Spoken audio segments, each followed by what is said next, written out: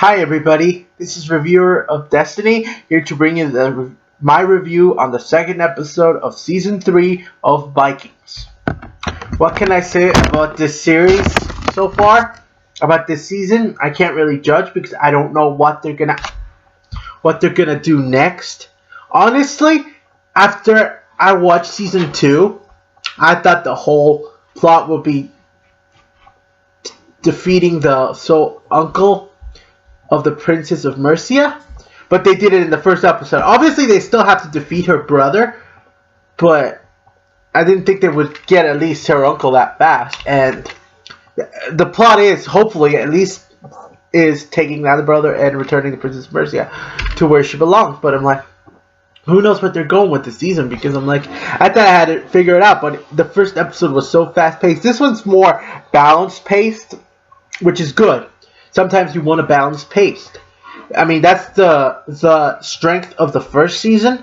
It was really a really steady balance throughout the whole show. Season 2 kind of felt a little slow. Still great, but it felt really slow. Okay, what are some points of this episode? Well, for starters, I love King Egbert. My God, that guy just takes what he wants. I mean, he's drawn to Lagertha. I don't think it's sexually, or he's just intrigued by her. But obviously he's doing it for an alliance, or like he said, he wants to create a world where an empire as big as what Rome used to be, and he's cozying up. This is why he was sent to Athelstan, because he's the one who knew all the Viking lore. But who knows? But I'm like, he's a smooth character. He gives her a necklace, and he gives her dirt. I'm like, because, she knows she's a farmer. I'm like, he's really, really good. And my favorite quote from this episode actually came from him, because you have I'm not sure I can't remember who she is. I think she's either the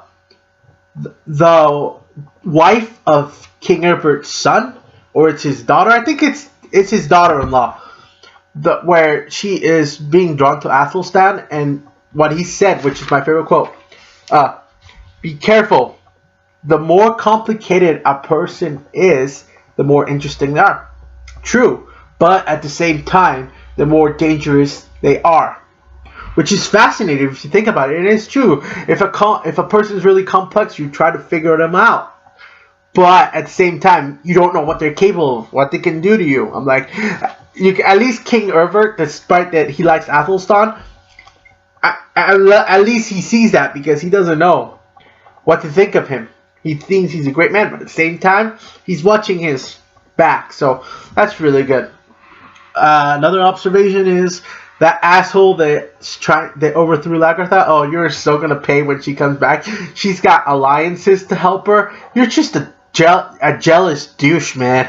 You are gonna fall. I hope you fall, you SOB. And one neat observation is what they're doing with the character of Siggy, Helga, and Princess Aslov.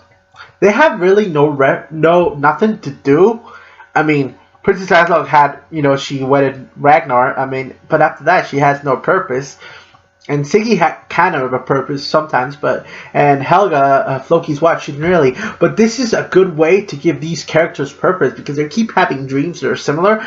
There's one dream where they see the Oracle is always telling them the visions and prophecies, and he's dying, and they're just trying to make sense of what it is. But I'm glad they're doing this, because don't just push them out. Give them something to do. You got really good, talented cast and characters. Explore them. Show them their deepness. Speaking of characters, the Princess of Mercia and her story. She says that she was raped by her uncle and brother and many others, so this is why she wants vengeance upon them. But at the same time, even though it's sad, I'm not buying it. Like, maybe that did happen, but it probably did something to her mentally, and there's something wrong with her, or she's lying, or the third option is that she was drunk, because she was drunk. She even slapped Rollo, which I respect to her. She slapped Rollo. And I also like the scene where this guy was pretending to be dead, and he just smashed him. Way to go, Rollo. I'm not a big fan of yours, but Even I have to admit that this scene was awesome. Okay. There was not too much of Ragnar in this episode. He just did nothing, just got a few lines.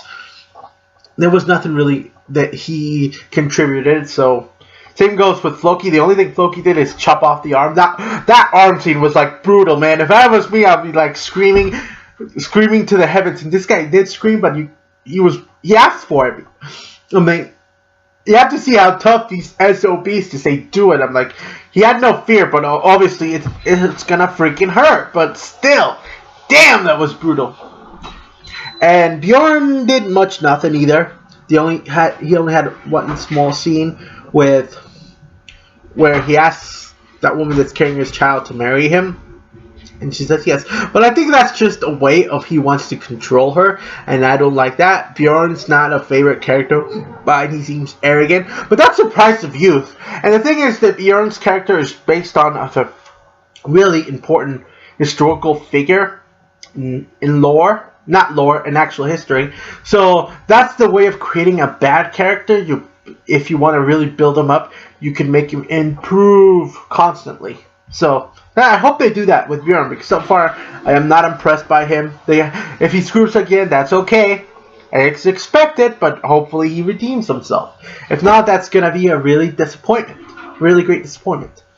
Okay, other observations I can say is, again, Lagertha, all that she did was farm, all that, take that. She's not interested in King Herbert, but you can tell that I don't know if she's like saying, dude, back off, or she really was fine that the guys are taking an interest in her. I'm like, dude, everybody's interested in Lagertha. She's hot, dude. She's badass. She's like what a Viking woman should be. Okay, so other than that, I think that's everything. Oh yeah, I forgot my favorite character, Athelstan. One of my favorites. I already said my top 4. Athelstan, King Herbert, Floki, Ragnar. His role in this, he was really tortured, because I really like the scene where he's translating and he says, I love Odin, but I love Jesus Christ. So, I'm like, I really like that scene, because he's torn. He cannot choose. He's from 2 worlds. He belongs to neither of them now. So, he's just a battle of the soul that is just destroying him. And you can tell that he even got more confused when, again, I don't know who she is. The daughter-in-law of King Herbert, or his actual daughter, where she's talking to him in the confession, and she says, I want to sleep with you, and he's like, okay. He's just confused. And at the end, you get 2 parallel scenes. At the end of the episode, you get Helga seeing one man just coming in, and he's bleeding from his hand, so maybe something to her dreams that's adding to it. And then back in Wessex, you see Athelstan bleeding from his hands. I don't know if he did that himself, or the wounds that he received from season 2 when he got crucified are opening up again. So who knows? But I'm like, he was crying, so I'm like really sad what's going on with him, because he's really a really tortured character, and again, he is interesting. So I really know. Overall, I like this episode. It was a little slow paced compared to the first one, but it's okay, because it's like I did not expect the first episode of the season to be that fast, and now it's just this episode is setting up what the characters are gonna do, or what are gonna be the oppositions to what's gonna happen. So it has to be done. Overall, I did rate this episode 8.5 out of 5. I can't rate it strongly, because there are some characters that almost did nothing. Ragnar did nothing. Bjorn did nothing. A lot of characters did. But overall, I liked it. Again, see you next week. I will review the next episode. Thank you so much. This has been Reviewer of Destiny. Have a nice day, guys.